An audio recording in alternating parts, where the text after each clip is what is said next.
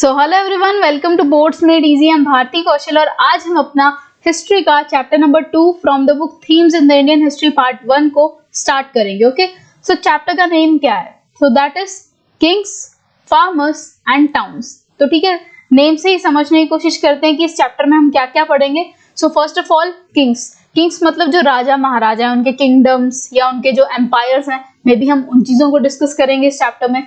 Secondly is farmers. Farmers मतलब किसान, peasant, तो मतलब मे भी हो सकता है हम किसी एग्रीकल्चरल प्रैक्टिसेस को डिस्कस करेंगे। And third is towns.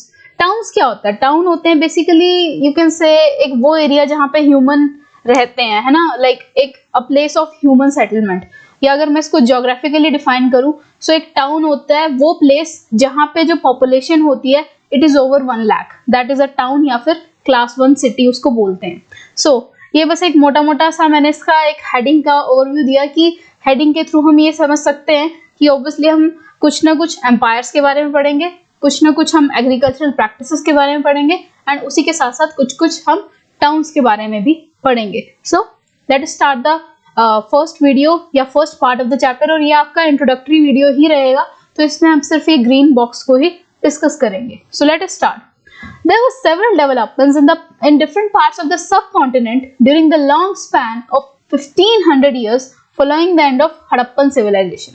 So ये क्या कह रहा है कि देखिए, हमने जो फर्स्ट चैप्टर था ऑफ दिस बुक उसमें हमने हड़प्पन सिविलाइजेशन के बारे में सब कुछ पढ़ा था, जहाँ पे हमने देखा था कि एक सिटी का लेआउट क्या था, वहाँ के हाउस के जो स्ट्रक्चर्स थे वो कैसे थे, सोशल स्ट्रक्चर कैसा था, या लोगों को जब दफनाया जाता था तो कैसे दफनाया जाता था, या उसके बाद हमने एंड ऑफ हड़प्पन सिविलाइजेशन भी पढ़ा था। सो इस एंड ऑफ हड़प्पन सिविलाइजेशन के 1500 सालों तक या 1500 सालों बाद भी बहुत सारे बदलाव, बहुत सारे चेंजेस आए, या बहुत सारी जो डेवलपमेंट्स है ना वो देखने को मिली। एंड डेवलपमेंट हमेशा हम किस चीज से रिलेट करते हैं? कुछ एडवांसमेंट से, है ना, कि थोड़ी आगे बढ़े हम, है ना।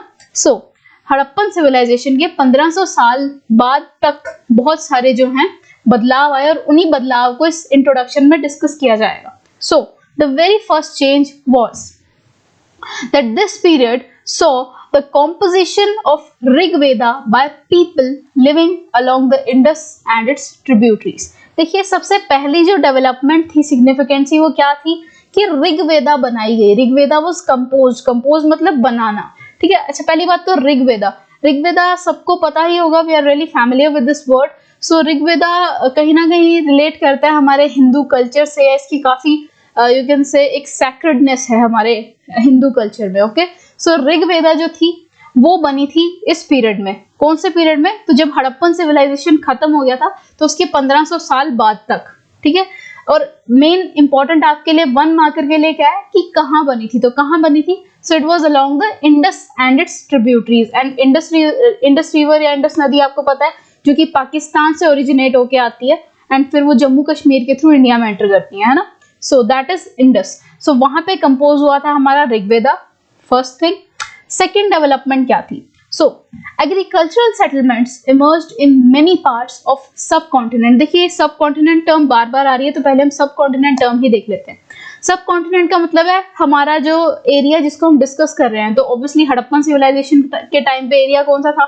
इंडिया का एरिया था, तो यहाँ पे सब कॉन्टिनेंट से मतलब है इंडिया। ओके, सो एग्रीकल्चरल सेटलमेंट्स भी आने लगी थी सब कॉन्टिनेंट्स में। अब देखिए, जब हमने हड़प्पन सिविलाइजेशन पढ़ा था उसमें भी हमने देखा था कि yes there were some agricultural developments at that time as well, क्योंकि वहां पे हमें कुछ चार्ड ग्रेन्स मिले थे, है ना, कुछ भुने हुए दाने, उनका कुछ मिले थे, काफी सारे ऐसे दाने जिससे हमें प्रूव हुआ था कि यस एग्रीकल्चरल प्रैक्टिसेस उस टाइम पे भी प्रेवलेंट थी। या उसके अलावा हमें प्लोड फील्ड के स्ट्रक्चर्स मिले थे, टेराकोटा बुल्स के स्ट्रक्चर्स मिले थे, है ना, जिससे प्रूव हो रहा था कि एग्रीकल्चर तो उस टाइम पे भी था। बट अब क्या बदलाव आ गया था कि अब वो एग्रीकल्चर पूरे इंडिया में फैलने लगा था। पहले it was just north western part of India, क्योंकि हड़प्पन सिविलाइजेशन कहाँ एग्जिस्ट करती थी? मेनली पाकिस्तान, अफगानिस्तान और इंडिया का बिल्कुल नॉर्थ वेस्टर्न पार्ट। तो उस टाइम पे इंडिया के तो नॉर्थ वेस्टर्न पार्ट पे थी, लेकिन अब क्या होने लगा कि पूरे इंडिया में वो चीज फैलने लगी थी, पूरे इंडिया में। सो including north India, Deccan plateau. अच्छा, डेक्कन प्लेट्यू क्या है? सो देखिए, ये हमारा कुछ इमेजिन कर लीजिए गुजरात से जो एरिया जा रहा है। So this is our India. तो यहाँ पे अगर आपको याद हो, छोटे होते ना हम यहाँ पे ना पिंक कलर से ऐसे ना कुछ कलर किया करते होते थे ना मैप में। So this whole was a plateau area, तो ये सारा प्लेट्यू एरिया। और डेक्कन प्लेट्यू इसके अंडर क्या होता है? सो डेक्कन प्लेट्यू इज बेसिकली जो साउदर्न या जो पेनिनसुलर पार्ट है उस साइड में जितना भी प्लेट्यू रीजन लगता है दैट इज डेक्कन प्लेट्यू। सो तो पहले जो था एग्रीकल्चर सिर्फ नॉर्थ वेस्टर्न पार्ट में था, लेकिन अब वो नॉर्थ इंडिया में पूरा ही आ गया था। उसके अलावा वो डेक्कन प्लेट्यू साइड में भी चला गया था। And yes, parts of Karnataka, Karnataka भी आपको पता है यहीं पर है ना Karnataka. So now let's move forward. Besides, there is an evidence of pastoral populations in the Deccan and further south। कि अब देखिए whatever हमने एग्रीकल्चर के बारे में जो पढ़ा सो पढ़ा, उसके अलावा there were some pastoral activities as well। pastoralism क्या होता है? pastoralism होता है जब आप पशु पालन करते हो, ठीक है, जब आप एनिमल्स को पाल रहे हो फॉर योर गुड, कि अगर लाइक आप अपने भेड़ बकरियों के थ्रू आपको मिल्क मिल रहा है तो आप कुछ कैपिटल पैसा कमा रहे हो, है ना। So that is pastoralism. अब ये भी हमने पढ़ा था कि हड़प्पन सिविलाइजेशन के टाइम पे पेस्टोरल प्रैक्टिसेस भी थी, लेकिन अब ये जो प्रैक्टिसेस थी ये भी पूरे इंडिया में फैल चुकी थी following the end of Harappan civilisation. Now so दो डेवलपमेंट्स हम पढ़ चुके हैं। First development we read was Rigveda बनी थी। सेकेंड डेवलपमेंट इज एग्रीकल्चर और पेस्टोरलिज्म जो है पूरे इंडिया में फैलने लगा था। अब हम थर्ड हमारी डेवलपमेंट को डिस्कस करते हैं। So new modes of disposal of the dead including the making of elaborate stone structures known as megaliths also emerged on central and south India from first millennium BCE। तो ये जो third development थी हमारी बड़ी एक prominent development थी कि आपने हड़प्पन सिविलाइजेशन के टाइम पर भी पढ़ा होगा कि कैसे डेड को बरी किया जाता था, कि पहले कोई खड्डा सा खोदते थे ऐसे, ठीक है, फिर उसमें अगर थोड़ा लाइक रिच फैमिली से होते थे तो क्या करते थे, यहाँ पे ना एक ब्रिक्स की लेयर बना दी जाती थी उस बरियल के अंदर, ठीक है, फिर उसके ऊपर डेड को ले किया जाता था। तो पहले तो ऐसे दफनाया जाता था, बट अब क्या हुआ था after the end of Harappan civilisation, अब डेड को बरी करने के भी मेथड्स अलग अलग हो गए थे। अब मेगालिथ्स आ गए थे। मेगालिथ्स एक नए टाइप के स्ट्रक्चर्स है। ओके, देखिए अच्छा आप पढ़ते भी होंगे कि जब राजा महाराजा जो या कोई बहुत महान हस्ती हो अगर उसको दफनाया जाता है तो उस पर एक बड़ा सा टूम्ब इरेक्ट किया जाता है ना, एक पूरा लाइक एक बड़ा सा प्रोसेशन के साथ एक बड़ा सा टूम्ब खड़ा करते हैं। तो वो क्या दर्शाता है? उस इंसान की प्रेस्टीज दर्शाता है या उस इंसान के एक बहुत अच्छे कर्म दर्शाता है ना। सो वैसे ही स्ट्रक्चर्स अब जो हैं following the end of Harappan civilisation भी आ गए थे और उस स्ट्रक्चर का नाम इन्होंने क्या दिया है? मेगालिथ। ठीक है, नाम से पता चल रहा है मेगा एक बहुत बड़ा सा स्ट्रक्चर था। सो ये भी इंडिया में आ गया था सेंट्रल और साउदर्न पार्ट्स में। उसके अलावा अच्छा हाँ, एक चीज मुझे यहाँ पे बतानी थी कि जैसे कभी भी आप ये जो वर्ड पढ़ते हो ना, कोई भी वर्ड देख लेते हो कि जैसे फर्स्ट मिलेनियम BCE लिखा है, तो थोड़ा ना उसको माइंड में रखा करो कि आपने कौन से चैप्टर में पढ़ा है। क्यों? क्योंकि ना कई बार ना, अब देखो CBSE का क्या है कि उसने वैसे शायद बाकी सारा पेपर वो स्ट्रेट फॉरवर्ड बना दे, स्टिल 10 to 20% होता है वो जो थोड़ा क्वेश्चंस को मोल्ड करके देती है। All the questions are not tough, but वो जो क्वेश्चन की लैंग्वेज है ना वो मोल्ड की होती है। तो अभी ना आपका जो 2023 वाला एग्जाम हुआ था ना, 2022-23 वाला, तो वहां पे एक क्वेश्चन था कि describe the developments that took place in the mid first millennium BCE।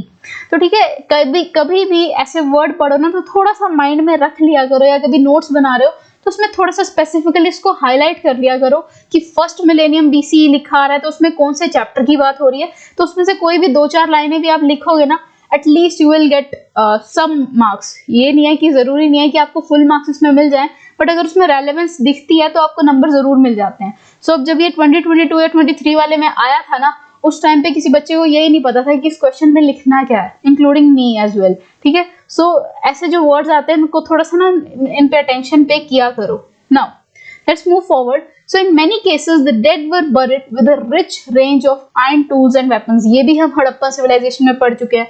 आप कहोगे बार बार हड़प्पन सिविलाइजेशन से रिलेट करवा रही है, तो ये इसीलिए रिलेट करवाया जा रहा है क्योंकि चेंजेस ही हड़प्पन सिविलाइजेशन के बाद के हैं, तो जो इंस्पिरेशंस हैं वो सारी ली तो वहीं उसी पीरियड से जा रही है ना, इसलिए। सो अब ये भी हमने पढ़ा था ना कि जब किसी डेड को बरी किया जाता था तो साथ में कॉपर मिरर्स रख दिया जाते थे, है ना, या कोई ऑर्नामेंट्स रख दिए जाते थे, कुछ टूल्स रख दिए जाते थे, क्योंकि मन में ये थॉट था कि जो आगे वाली लाइफ में जो है वो इंसान इन्हीं चीजों को इस्तेमाल कर लेगा।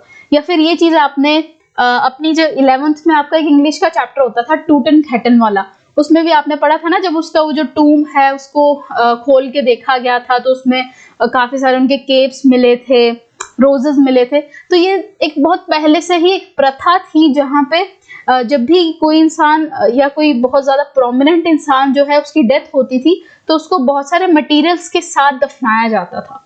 सो ये भी एक आपने डेवलपमेंट पढ़ ली। तो टोटल हमने भी 3 डेवलपमेंट्स पढ़ लिए। First was megaliths, first was कि ऋग्वेदा कंपोज हो गई थी, second is agriculture and pastoralism, third is megaliths. अब लास्ट डेवलपमेंट और जो सबसे यू कैन से एक बहुत ही इंपॉर्टेंट सी डेवलपमेंट है, अब हम उसको पढ़ते हैं। सो क्या है वो development? So from 6th century BCE there is an evidence that there were other trends as well, कि अब और भी बहुत सारे ट्रेंड्स आने लगे। कौन कौन से नए ट्रेंड्स थे?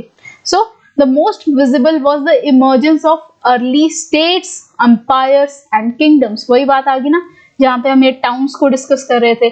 So it was early states। States आपको पता ही होगा, जैसे आज के टाइम के जम्मू कश्मीर, हिमाचल प्रदेश, हरियाणा, पंजाब, ये सब स्टेट्स हैं, है ना। स्टेट्स माने ज्योग्राफिकल एरिया। उसके अलावा एम्पायर्स। एम्पायर्स क्या होते हैं?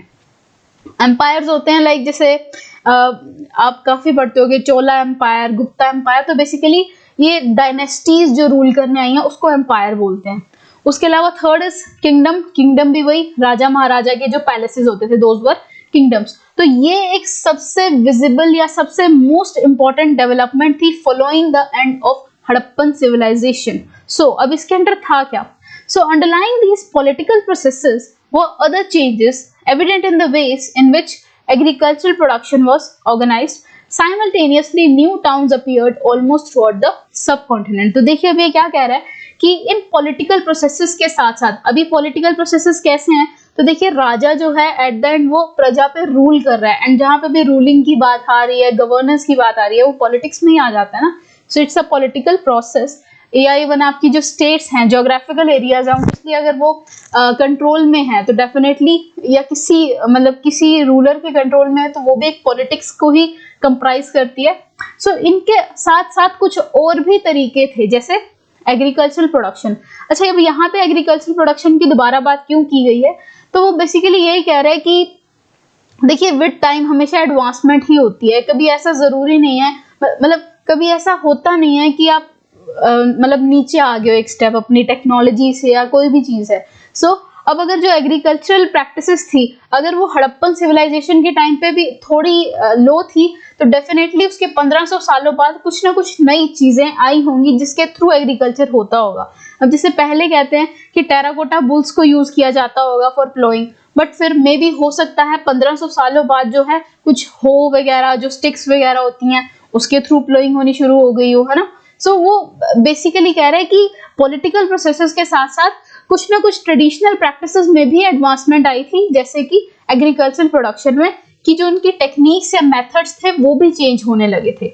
Now simultaneously new towns appeared. So हर जगह नए नए टाउन्स आ गए थे। एंड टाउन्स मैंने आपको पहले ही बताया कि टाउन्स क्या है, तो जहाँ पे ह्यूमन पॉपुलेशन जो है ओवर 1 लाख है, और it is also a geographical area. So ऐसे बहुत सारे नए नए टाउन्स इमर्ज होने लगे थे, क्योंकि धीरे धीरे सबको नॉलेज मिलने लगी थी कि कौन सी चीज कैसे है, कहाँ पर है या क्या है। अब आप कहेंगे कि हमने इतनी सारी जो है ये चेंजेस डिस्कस कर लिए, इतने डेवलपमेंट्स डिस्कस कर लिए, लेकिन हमें कैसे पता ये सब हुआ था? सो इसका एक बहुत अच्छा एविडेंस जो है कि हमें कैसे इन चीजों के बारे में पता चल रहा है, वो है हमारे inscriptions, texts as well as coins and visual materials. कि अब ये हम तुक्के नहीं लगा रहे हैं कि ये हुआ होगा, नो, इट इज ट्रुथ। कैसे ट्रुथ है, इतने श्योर हो गए हम कैसे बोल रहे हैं? तो क्योंकि हमें वहां पे इंस्क्रिप्शंस मिले हैं। अब आप कहेंगे व्हाट इज एन इंस्क्रिप्शन? सो अच्छा देखिए, हम ऑब्वियसली क्लासेस में हम लोग ना काफी मस्ती वगैरह तो करते ही होते थे। सो उसमें आपने भी हमेशा ये जरूर किया होगा कि आप लोग भी बेंच पे ना वो कंपास लेके अपना ऐसे नाम बिल्कुल ना उस पे लिख देते होगे, बेंच को खुरेद खुरेद के। सो दैट इज बेसिकली वहां पे आपने उस बेंच पे अपना नाम इंस्क्राइब कर दिया। सो वैसे ही पास्ट टाइम में ये इंस्क्रिप्शंस बहुत सिग्निफिकेंट थी। आज तो हम उसको एक मस्ती की टर्म्स में हम ऐसे बेंचेस पे अपने नाम लिख देते हैं, बट पहले टाइम में ये चीज was really prominent and important, क्योंकि पहले टाइम में अगर आपको कोई हिस्ट्री का एविडेंस चाहिए तो आपको इंस्क्रिप्शन के थ्रू ही मिलेगा वो। उस टाइम पे क्या होता था कि जैसे कोई राजा महाराजा है या कोई भी महान कोई व्यक्ति है, वो क्या करता था, एक पत्थर है तो पत्थर पे वो लिखवा दिया करता था, खुरेदवा दिया करता था कि ये मेरा कुछ ये मेरी कोई अचीवमेंट है, कि जो भी उनकी अचीवमेंट होती थी उसको वो रिकॉर्ड करने के लिए इंस्क्रिप्शंस का इस्तेमाल किया करते थे। So this inscription is really you can say एक बहुत ज्यादा ट्रस्टवर्दी या ऑथेंटिक है। इसके थ्रू हमें इन डेवलपमेंट्स के बारे में पता चला। उसके अलावा टेक्स्ट्स, उनके टाइम के जो टेक्स्ट्स थे उसी के बारे में हम आगे इस चैप्टर में पढ़ेंगे, जो आपका फर्स्ट टॉपिक है। तो उनके टेक्स्ट, उनकी राइटिंग्स के थ्रू हमें पता लगा कि अच्छा ये हुआ था, ठीक है। उसके अलावा कॉइन्स, सिक्के, आपको तो पता ही है कि इंडिया की जो लॉन्ग हिस्ट्री है उसमें शुरू में राजा महाराजा सिक्कों का ही इस्तेमाल करवाते थे। सोने के सिक्के हो गए, है ना, चांदी के सिक्के हो गए, तांबे के सिक्के हो गए। उसके अलावा विजुअल मटेरियल ऑब्वियसली जिसको हम देख सकते हैं। अब इसमें कुछ फोटोग्राफ्स भी आ सकती हैं, कुछ ड्राइंग्स भी आ सकती हैं, है ना। तो that is a visual material. या कोई आंखों देखा कोई औजार है, टूल है, कोई तलवार है, तो ऑल ऑफ दीज थिंग्स। तो इन कुछ चीजों की वजह से ही हमें इन डेवलपमेंट्स के बारे में पता चला कि after the end of Harappan civilisation जो है ये 4 डेवलपमेंट्स आई। कौन कौन सी 4 डेवलपमेंट्स? ऋग्वेदा कंपोज होना, एग्रीकल्चरल प्रैक्टिसेस या पेस्टोरलिज्म प्रैक्टिसेस पूरे इंडिया में फैलना, उसके अलावा मेगालिथ्स स्ट्रक्चर्स इमर्ज होना, या उसके अलावा कुछ नए नए टाउन्स, किंगडम्स या फिर स्टेट्स आना। So this was all about your introduction, ठीक है। तो अब जो है हम अगली वीडियो से अपना जो है चैप्टर कंटिन्यू करेंगे एंड उसमें हम सबसे फर्स्ट टॉपिक कवर करेंगे जो है जो है Prinsep and Piyadasi. So for this thank you very much and stay tuned for the upcoming videos.